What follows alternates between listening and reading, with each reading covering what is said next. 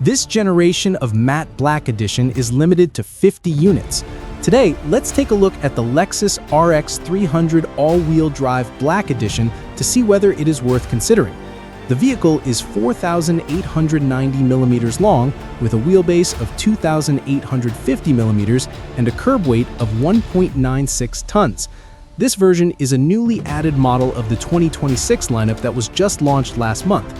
Originally, the RX 300 only had one configuration, which was the all-wheel drive premium version, and this version is priced about $2,500 higher than the premium version.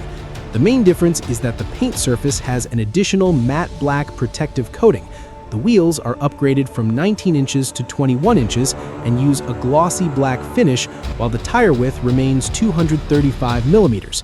In addition, the window trim has also been changed to glossy black, and the roof is equipped with glossy black roof rails.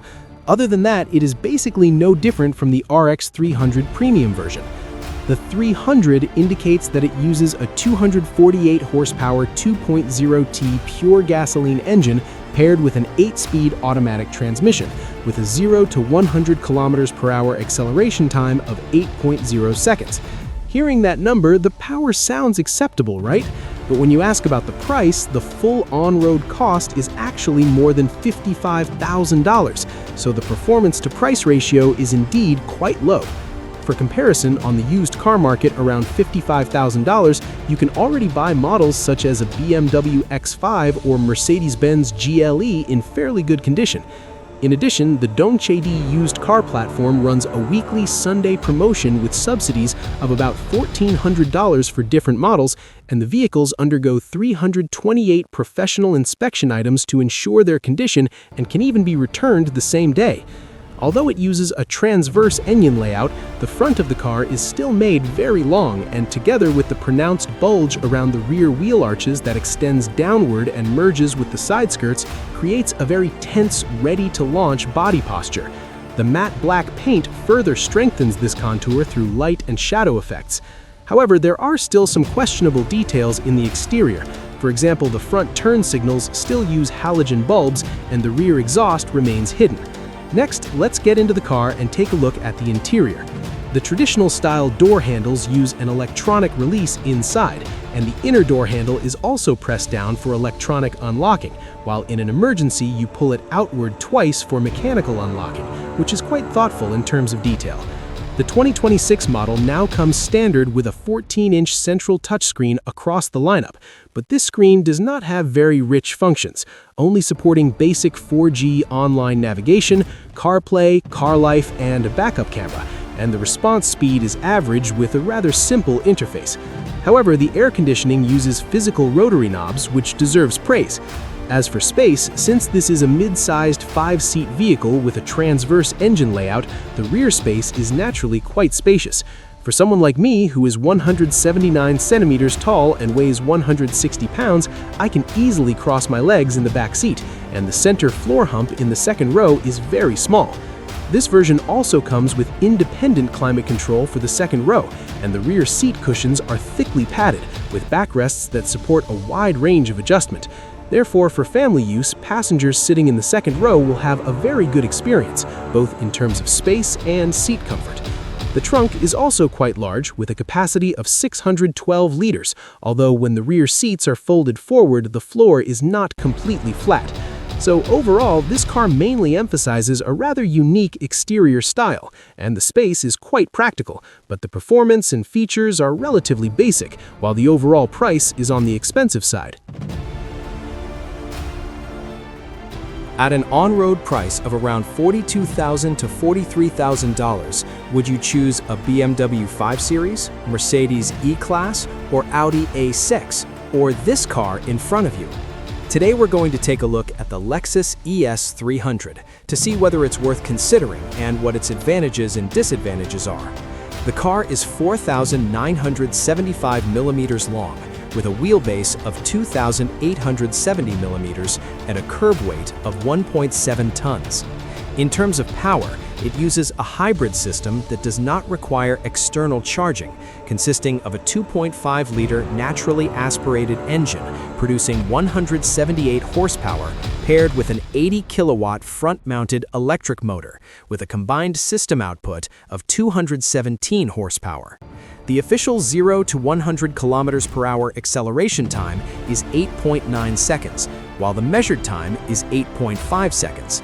Looking only at 0 to 100 acceleration, it is about 1 second slower than the similarly priced Mercedes E260 and BMW 525.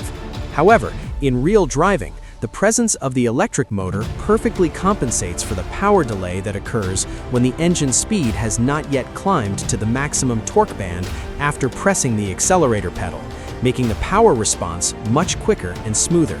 At the same time, the engine's involvement prevents the acceleration process from feeling artificially smooth like an electric car. When driving over small, uneven surfaces on the road, the suspension initially has a soft, supple feeling that is very comfortable, but overall it still focuses on solidity and stability, and when you quickly change lanes or overtake, it can still provide sufficient support. So overall, its acceleration performance is relatively moderate for the $40,000 price range, but in daily driving, it is indeed very flexible, easy to drive, and easy to control. Real owner feedback also shows that the average combined fuel consumption is only about 5.1 liters per 100 kilometers. In terms of appearance, the new horizontal grille with 4 thick bars has been criticized by many people as unattractive, but now it doesn't seem to be much of a problem. For example, the one in this video has easily been modified with an LS-style grille. The Z-shaped daytime running lights look very sharp, and inside there are triple-lens LED headlights with automatic headlights, adaptive high and low beams, and headlight cleaning, although there is no adaptive steering function. On the side, the wheel specification seems a bit small. After all, this is already a mid to large size car, yet this version still uses relatively small 17-inch wheels with tires only 215 millimeters wide. The front door handles come standard with keyless entry, but the exterior mirrors do not fold automatically when locking the car, and the rear does not have a power trunk. So considering its price, the overall equipment level is somewhat low. However, the resale value of this car is actually quite good. Looking at the used car market, a Lexus ES 300 from around 2021 that is in good condition can still sell for over $27,000. In addition, Dongchedi Used Cars runs a Sunday promotion every week, offering subsidies of about 10,000 RMB for different models, and all vehicles go through 328 professional inspection items to ensure peace of mind regarding vehicle condition. Next, let's get inside and take a look at the interior. Once inside, the steering wheel is electrically adjustable and wrapped in genuine leather with a very delicate feel. It also integrates paddle shifters and basic Level 2 driver assistance controls. Behind it is a partially digital instrument cluster. After the facelift, the center display has become quite large at 14 inches, but its infotainment system does not seem very user-friendly.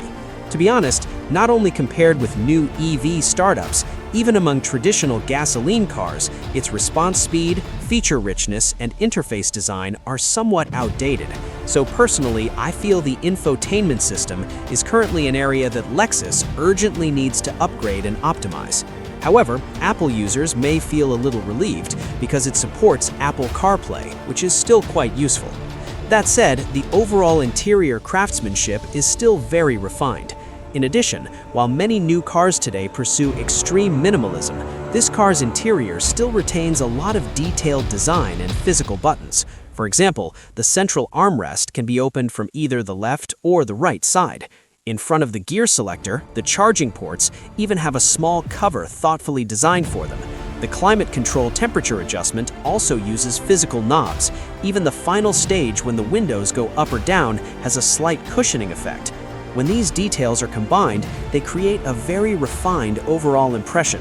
Finally, moving to the rear seats, although this car's wheelbase is not particularly large at 2.87 meters and is even smaller than some long wheelbase German competitors, because it uses a transverse engine layout, the rear seat space is actually quite spacious. For someone like me who is 179 centimeters tall and weighs 160 pounds, there is even enough legroom to cross my legs comfortably. Compared to rear-wheel drive cars, the central floor hump is also relatively small. In addition, the length of the seat cushion, the angle of the backrest, and the overall support of the rear seats all provide quite good comfort for rear passengers.